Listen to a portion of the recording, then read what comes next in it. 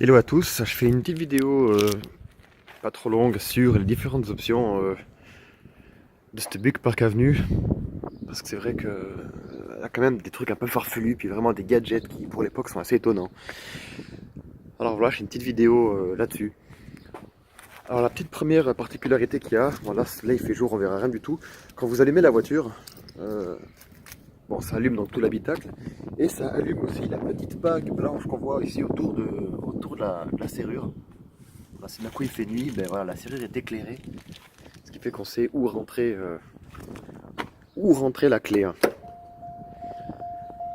Hop là. Dans l'habitacle, autre petite chose farfelue. Alors c'est vrai qu'au début, il faut vraiment regarder où sont les commandes parce que si vous regardez pas avant et que vous partez sur la route, c'est le gros bordel, c'est-à-dire genre les feux, trucs tout bêtes. En général, ils sont toujours là, hein, ou les voitures allemandes ici. Là, faut pas chercher ici parce qu'il n'y a rien du tout. Ils l'ont mis dans la portière, hein. Donc c'est vraiment bizarre. En l'occurrence, les feux de position, les feux de croisement. En plus, je trouve que le symbole il porte un petit peu à confusion. Heureusement que c'est marqué light, sinon. Donc ouais, donc les positions, croisements, les pleins forts, c'est resté ici. Alors, faut me demander pourquoi. Autre truc farfelu, les appels de phare. Donc c'est ce commodo ici qui sert donc pour le réglage du volant, de la hauteur. Les appels de phare, il faut appuyer sur le petit bouton ici. C'est vraiment très particulier. Je sais pas trop pourquoi ils ont foutu ça là.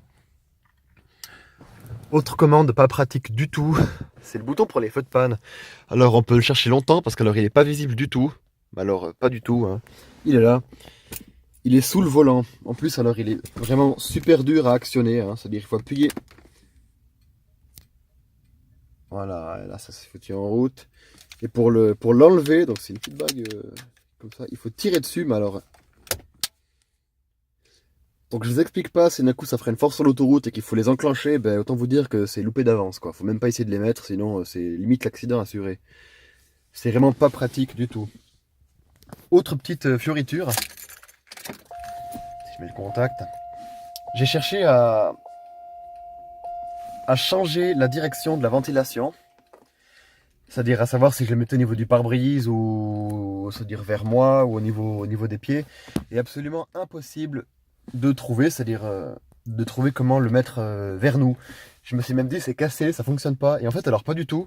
Après recherche, l'air chaud systématiquement il sortira au niveau des pieds. Et quand on met de l'air froid, systématiquement il sortira de face par en haut.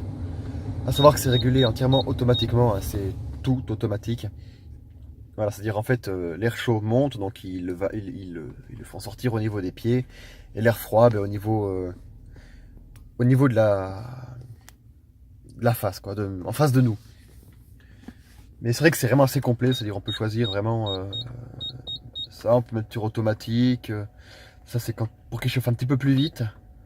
C'est fonction économique, dual zone. Alors la fonction dual zone c'est rigolo aussi, parce que ça permet aux passagers ici de choisir ce qu'il veut comme température, c'est-à-dire c'est un chauffage et une climatisation bizone en fait, hein. Ça marche en plus, ça marche bien, même après 30 ans, c'est vraiment pas mal. Donc c'est vrai que ça fait partie un petit peu des particularités de la voiture, c'est quelque chose de vraiment curieux. Après bon, c'est vrai qu'elle est ultra équipée, hein, c'est-à-dire voilà, il y a un allume-cigare ici. Au niveau des passagers à l'arrière, il y en a dans chaque portière. Ils y sont des deux côtés en plus. Chose étonnante pour l'époque. Voilà, avec les deux grandes places assises à l'arrière, hein. Le siège côté passager, il est entièrement électrique.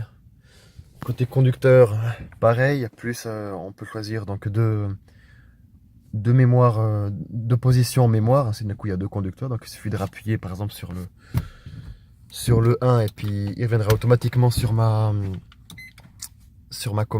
position. C'est la position que j'ai préenregistrée. Donc c'est vrai que c'est quand même pas mal quoi.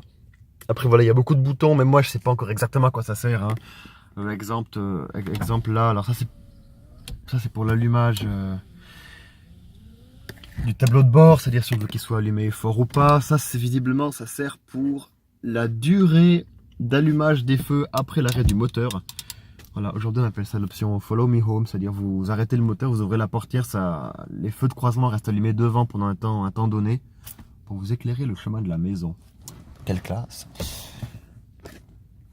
Après voilà, au niveau des options, il y a aussi, comment on appelle, le régulateur de vitesse ou tempomate. Hein. Donc c'est un petit peu curieux aussi. Il est simple à actionner, mais il est un petit peu curieux. Donc là en l'occurrence il est sur off. Voilà, vous le mettez sur on, vous l'enclenchez avec le bouton qu'il y a là. Et après il vous suffit en fait de... Si d'un coup vous voulez par exemple dépasser ou ralentir, il suffit de ralentir ou d'accélérer. C'est quelque chose d'assez curieux aussi. Quelque chose d'assez curieux. Enfin, grosso modo, voilà pour les options. Après, il y a beaucoup de gadgets. Hein. Par exemple, là, je sais pas si on le voit, il y a l'antenne qui est sortie dehors. Si je coupe le contact et que je sors dehors, l'antenne se rétracte. C'est automatique.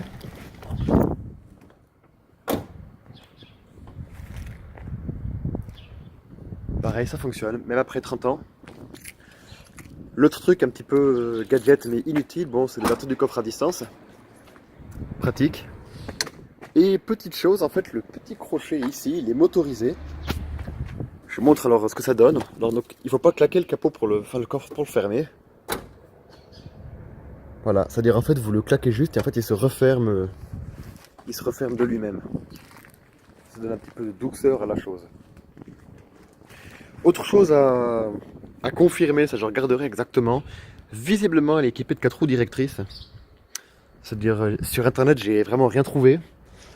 Mais on peut constater qu'il y a quand même une usure des pneus qui est quand même un petit peu bizarre. C'est-à-dire ils sont usés en dents de scie, donc comme s'il y avait eu des roues directrices. Et en regardant en dessous, il y a en effet une biellette avec visiblement un moyeu qui est mobile. Donc on va regarder ça, mais c'est un peu particulier, ouais.